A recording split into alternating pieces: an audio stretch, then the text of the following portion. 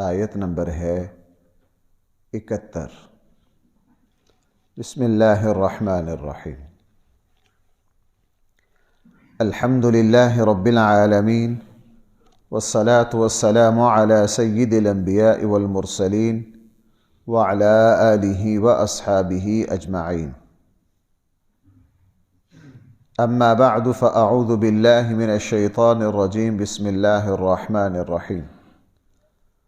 والمؤمنون والمؤمنات بعضهم أولياء بعض يأمرون بالمعروف وينهون عن المنكر ويقيمون الصلاة ويؤتون الزكاة ويطيعون الله ورسوله أولئك سيرحمهم الله إن الله عزيز حكيم۔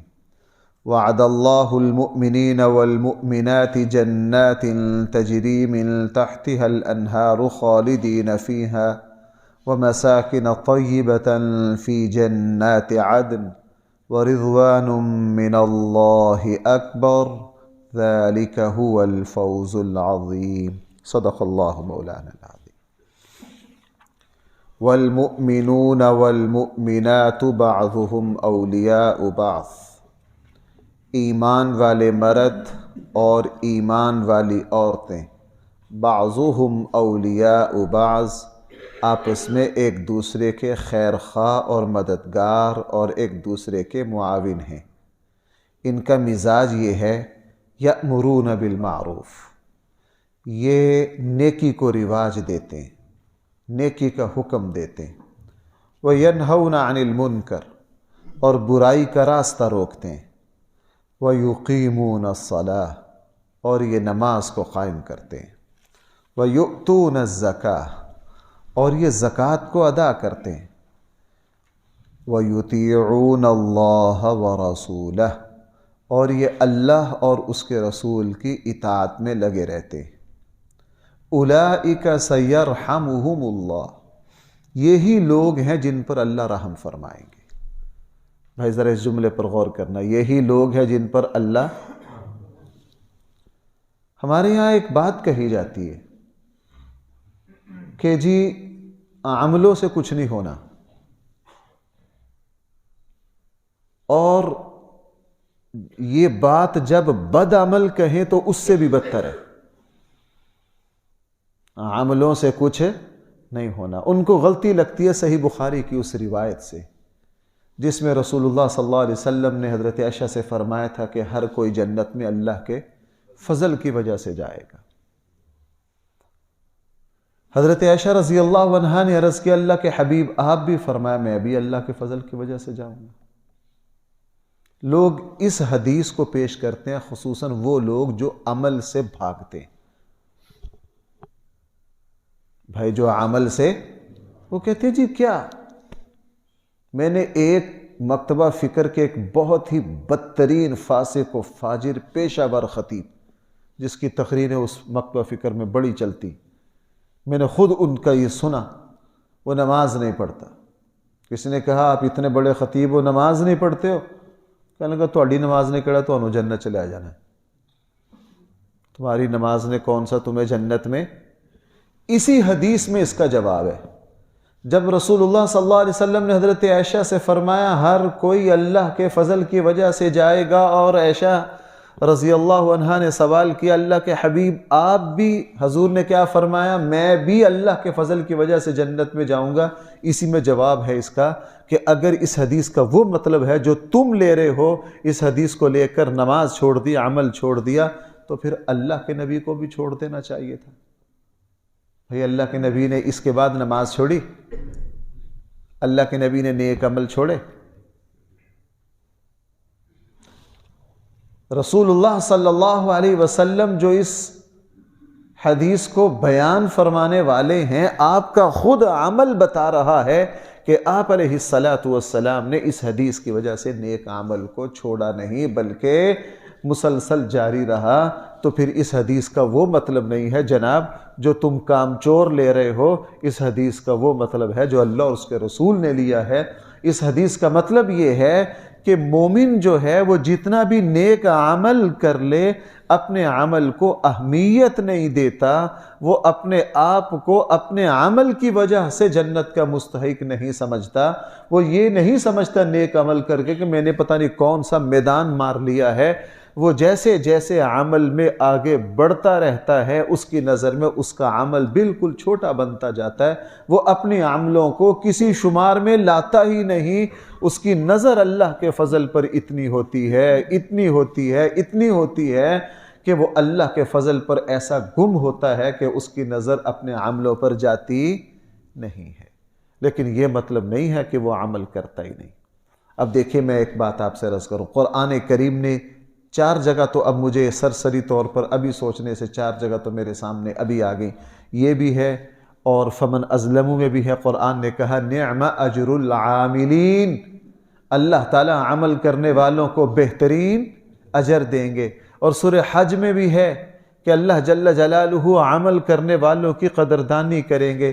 یہاں بھائی یہ سارے نیک عمل ذکر کرنے کے بعد آگے قرآن نے کہا اولئک سیرحمہم اللہ، یہاں اولئک بھی ہے اور ہم بھی ہے، ایک ہی کلمہ عربی میں 2 مرتبہ آ جائے تاکید ہوتی ہے۔ میں یوں ترجمہ کر سکتا ہوں، یہی لوگ ہیں جن پر اللہ تعالیٰ رحم فرمائیں گے، یہی لوگ ہیں اللہ تعالیٰ جن پر کیا فرمائیں گے؟ رحم فرمائیں گے۔ اس لیے عمل ہی سے اللہ کا فضل ہوگا، عمل ہی سے اللہ کی رحمت اترے گی، عمل ہی سے اللہ جل جلالہ اپنے بندوں پر خیر و برکتیں اتارتے ہیں۔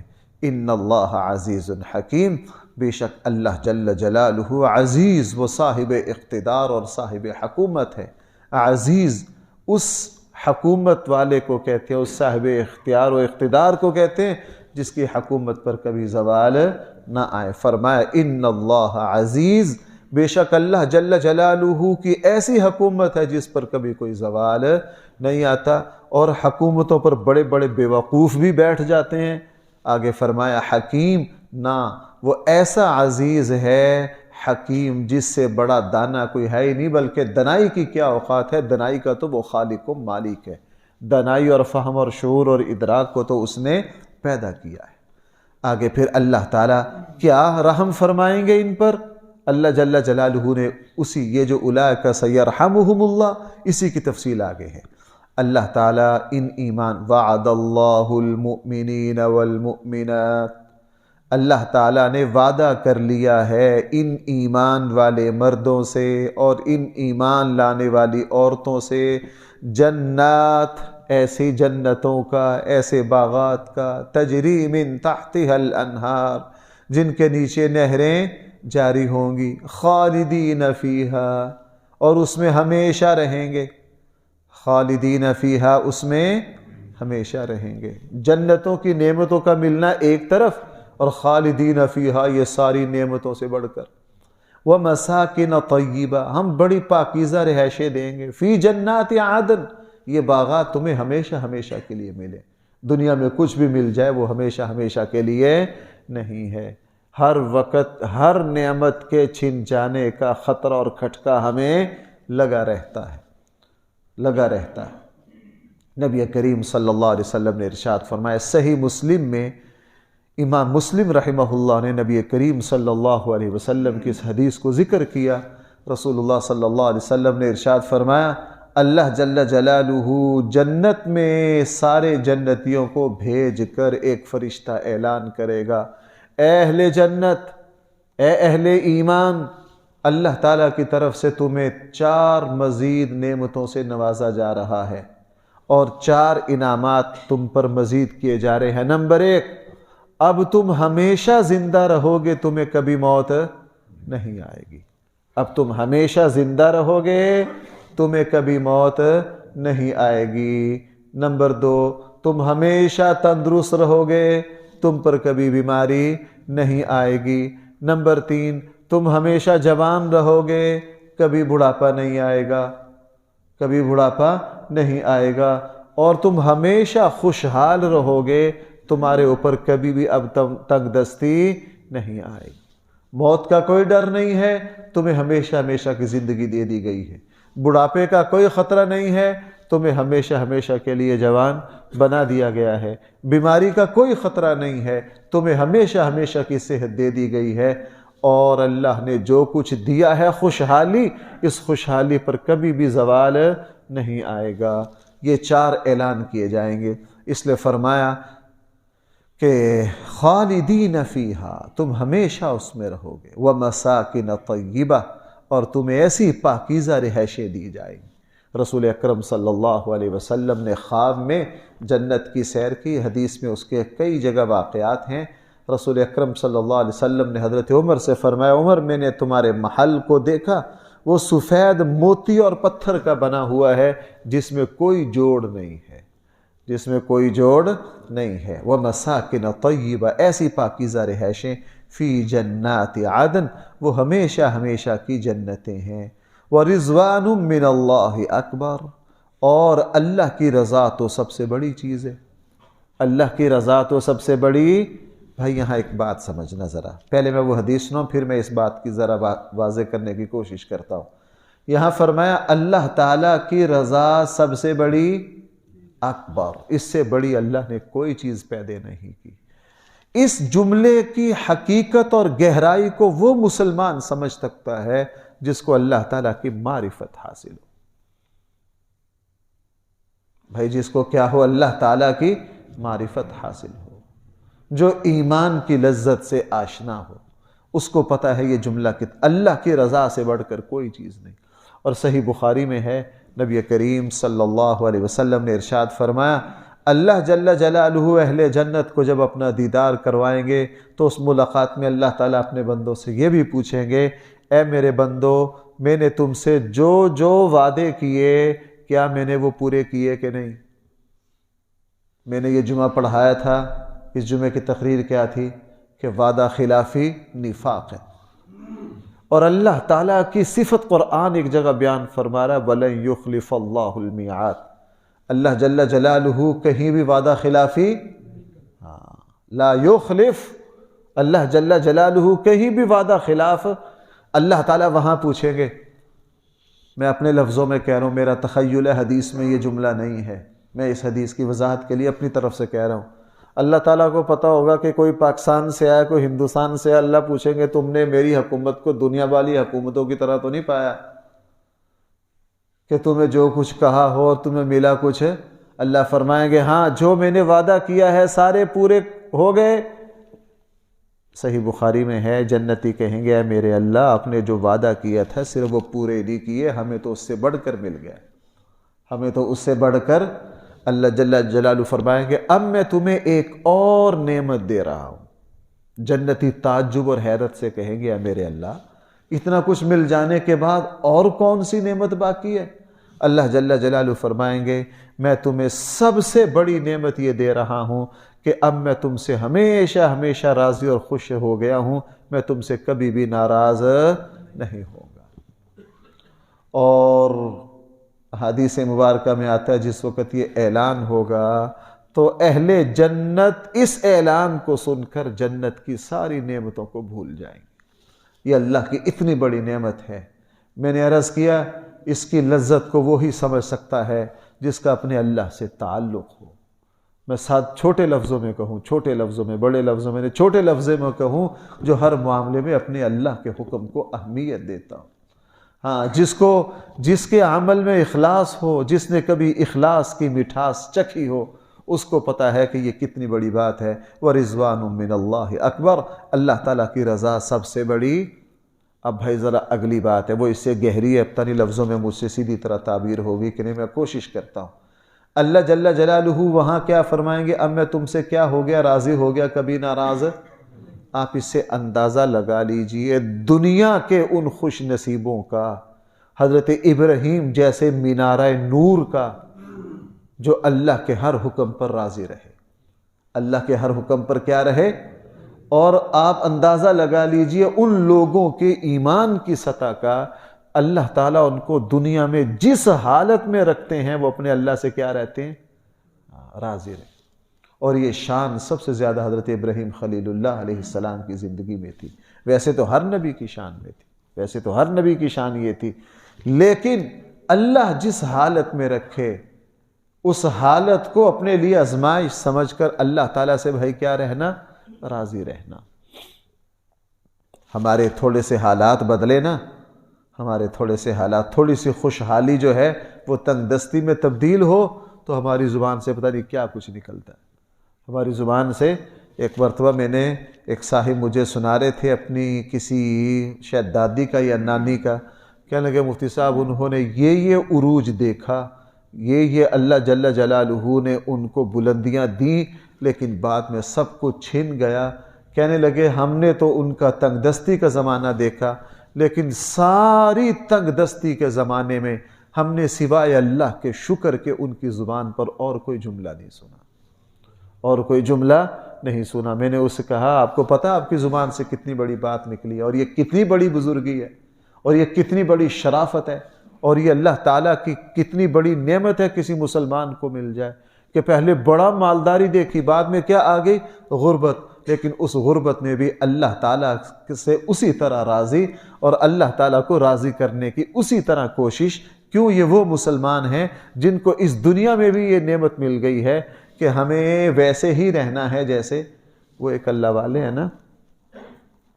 ایک مرتبہ انہوں نے پتہ نہیں کس کیفیت میں تھے، بعض مرتبہ ہم اللہ کے نیک بندوں پر اعتراض کر دیتے ہیں اس لیے کہ ہم خود کورے ہوتے ہیں۔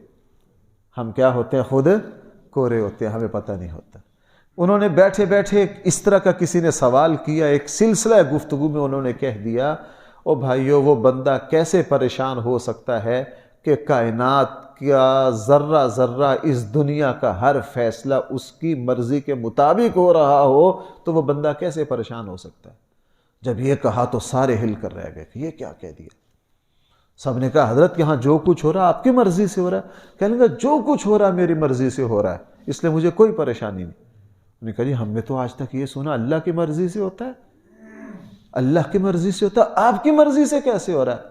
انہوں نے کہا یار ناراض نہ ہو، میں نے اپنی مرضی کو اللہ کی مرضی میں فنا کر دیا، میں نے اپنی مرضی کو اللہ کی مرضی میں کیا کر دیا ہے؟ فنا کر۔ اب میں اللہ کا جو فیصلہ جہاں دیکھتا ہوں میں اس پر راضی رہتا ہوں۔ میں نے اپنی مرضی والا کھاتا ہی ختم کر دیا، میں نے اپنی مرضی والا کھاتا ہی ختم کر دیا ہے۔ اب جہاں میں اللہ کا جو فیصلہ دیکھتا ہوں میں اسی پر، آپ نے وہ مشہور حدیث کیا ہے، رضیت باللہ ربا، وہ پتہ بھائی کتنے اونچے کلمات ہیں جو حضرت عمر رضی اللہ عنہ کی زبان سے نکلے، رضیت باللہ ربا، اے اللہ میں آپ کے رب ہونے پر 100% راضی ہوں، 100% راضی ہوں۔ اس لیے بھائی وَرِضْوَانٌ مِّنَ اللَّهِ اکبر، اللہ کی رضا سے بڑھ کر کوئی چیز نہیں ہے۔ اب آخر میں قرآن فرما رہا ذَلِكَ هُوَ الْفَوْزُ الْعَظِيمُ، لوگوں یہ سب سے بڑی کامیابی، کامیابی ایسا پرکشش جملہ ہے، اس دنیا کی ساری بھاگ دوڑ اس گدڑ سنگی کو حاصل کرنے میں لگی ہوئی ہے، ساری دنیا اس پر بھاگ رہی ہے، کیا مسلمان کیا کافر، کیا مالدار کیا غریب، ہر کوئی کہتا ہے بس میں کامیاب انسان بننا چاہتا ہوں، میں کامیاب انسان بننا چاہتا ہوں۔ لیکن بھائیو کوئی اللہ کی کتاب سے پوچھے جس سے سچی کوئی کتاب نہیں ہے، قرآن کریم ذالک هو الفوز العظیم، ان دو آیتوں کو بیان کرنے کے بعد قرآن کہہ رہا ہے لوگوں اصل کامیابی کیا ہے؟ یہ ہے اصل کامیابی، لیکن ہمیں اس کامیابی کی سمجھ نہیں، اور جب ہماری آنکھ بند ہوگی اور اگر صحیح جملہ ہو تو پھر جس وقت ہماری آنکھ کھلے گی، اب بند ہے، جس وقت ہماری آنکھ کھلے گی اب بند ہے، جب ہم حقائق کی دنیا میں جائیں گے، جب ہم موت کے ذریعے اگلے جہانوں کو دیکھیں گے، اس وقت ہمیں سمجھ میں آئے گی کہ ذالک هو الفوز العظیم، اصل کامیابی کون سی ہے۔ اور بھائی عقل مند وہ ہے جو اللہ اس کے رسول کی بات پر اعتماد کرے، جو اللہ اس کے رسول کی بات پر کیا کرے؟ اعتماد کرے۔ وہی مریض شفا پاتا ہے جو حکیم اور ڈاکٹر کی بات پر کیا کرے؟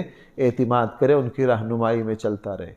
اس لیے عقل مند وہی ہے جو ذالک هو الفوز العظیم، جو اللہ اور اس کے رسول پر اعتماد کر کے ان باتوں پر عمل کرے۔ قرآن نے فرمایا یہی وہ لوگ ہیں جن کو اللہ تعالیٰ بہت بڑی کامیابیوں سے نوازیں گے۔ اللہ تعالیٰ ہم سب کو قرآن کریم کا صحیح فہم عطا فرمائے۔ الحمدللہ رب العالمین، والصلاة والسلام على سيد الأنبياء والمرسلين وعلى آله وأصحابه أجمعين. ربنا آتنا في الدنيا حسنة وفي الآخرة حسنة وقنا عذاب النار. ربنا ظلمنا أنفسنا وإن لم تغفر لنا